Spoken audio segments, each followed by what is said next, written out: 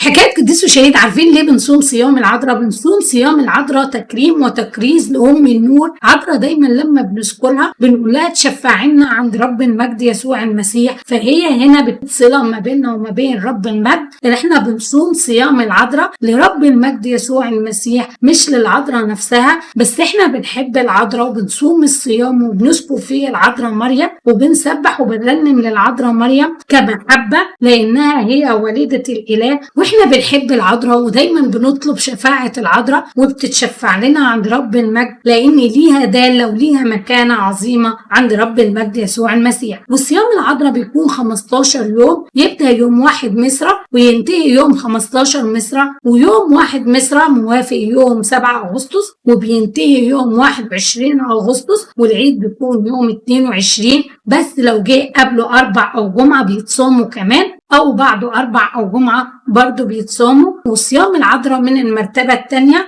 وبركة أم النور العذراء مريم تكون معانا وتملى حياتنا، ولربنا المجد الدائم إلى الأبد آمين.